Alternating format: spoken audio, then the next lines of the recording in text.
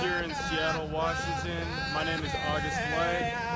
I spent 2 months out in Standing Rock working to support the water protectors in this movement, and now we are in Seattle, Washington, live at a protest for the Divest Dabble movement.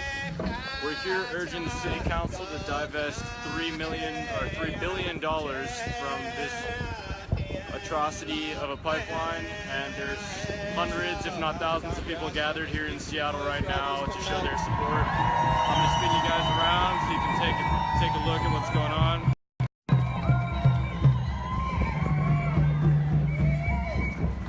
Thank you, Matt. Hello, can you hear me? Yes. Can you guys way back there hear me?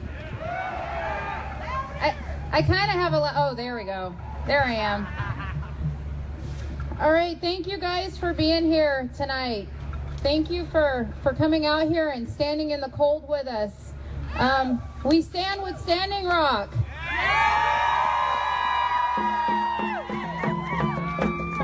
All right, so before we get to our speakers, I just want to take a minute and give some acknowledgments for a lot of people that helped put this event together. It's definitely done by a small village, and they're all on Facebook and a bunch of other places, but they're definitely on Facebook. So I just want to take a minute. Oh, hey. Woo! Sorry, we don't Lulu here in Seattle, do we?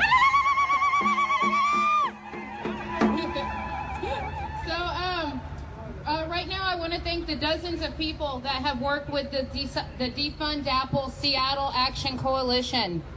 For those of you who don't know, we are a coalition of organizations working to divest and help others divest from Wells Fargo and other banks that invest in these pipelines. Our focus is you, Seattle, and to help you understand why you should remove your money from these banks.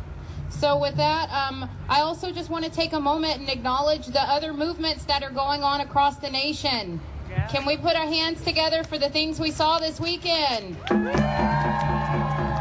Minneapolis, U.S. Bank Stadium, protectors did an awesome banner jump in the middle of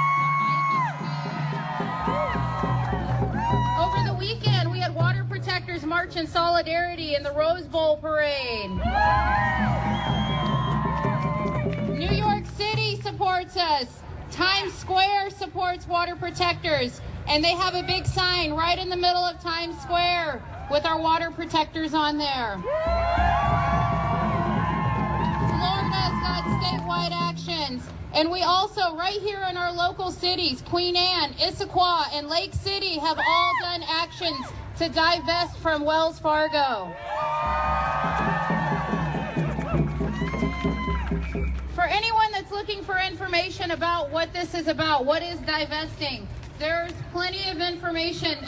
There's people around here handing out information and flyers about how to close your account, learning what exactly is divesting.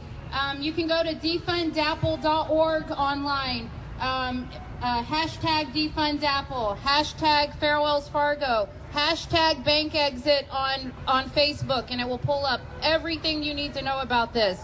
Within these sites, there are people that can help you close your account, lodge complaints against these banks, but also there's a how to move your money guide. So please, utilize these tools.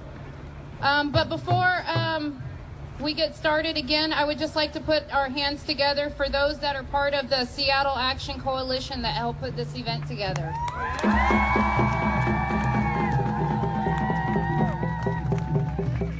So with that said, we will go ahead and move on to our speakers. So, as with all of our speakers, I am honored to introduce each one of them. I am very honored to introduce our next speaker. He is a man of many talents. He's a father, he's a lawyer, an author, an activist, and a wearer of many other hats. He is of the Blackfeet Nation and Suquamish Territories. Many of you know him already, but for those of you that don't, please welcome Giassi Ross.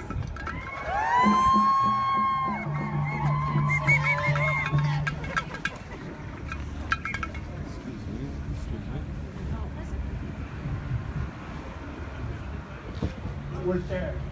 Chad, Mini Wachoni! That's his favorite thing to hear in the world. He's going to speak shortly. But I'm going to, just real quick, beginner's class. We stand in solidarity with Standing Rock, right? We stand with First Nations, with Native people all over the world who are protecting their Aboriginal resources, right? So I'm going to give you just a quick little, when we do the chant, right? Mini Wachoni. It's Mini Wachoni. Wachoni. I heard it a few times, no disrespect to anybody. There's nothing wrong with getting it right or wrong, but let's fix it, okay? Mini Wachoni. Mini Wachoni. Thank you very much. Let's give a round of applause to Rachel for organizing. Understand, it's very important, it's very symbolic and powerful that it was a woman who organized this. Because this was a woman-led movement. This has been a woman. If water is life, women are life, right? They are the life givers. And this entire movement, we have to acknowledge was started by women. By Matt's auntie, LaDonna Brave Bull Allard. Please send some energy her way. So watch Steely Young. Give some a round of applause, please. Village Young. And we might have a special guest. She's fighting traffic right now, but one of our elders, one of our very, very powerful women, by the name of Faith Spotted Eagle, is on her way down. So please send some energy. Now, I just want to speak for a minute because we have a very tight schedule. But I want to just briefly tell you why divestment is so important. See, it makes sense. This is something that somebody whose birthday is coming up very shortly, Dr. Martin Luther King, realized. Yes. That if these folks are not our friends, we shouldn't be giving them money. Yeah. We should not give them one damn red cent if they're not going to be our friends, if they're not going to invest in projects that benefit our communities. So in that way, hold on please.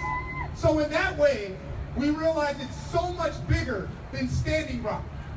It's about predatory lending of poor, low-income people. It's about subprime mortgages. It's about predatory actions upon all of us that are here, irrespective of our skin color. That's why we should defund the DAPL. Let's say it. Defund the DAPL. Defund the DAPL. Defund the DAPL.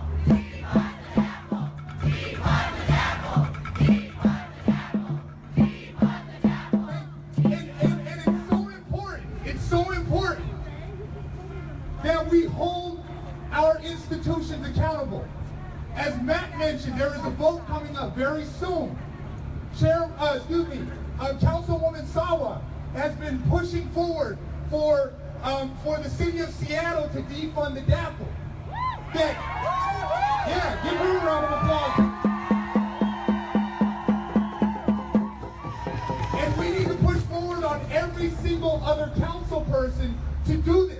To understand that we cannot bank with those folks who are not our friends. Right. We have to hold those folks accountable who are getting our money. What is it, $3 billion? $3 billion. That's a lot of money. So all I want to say, in short, they don't care about this talking.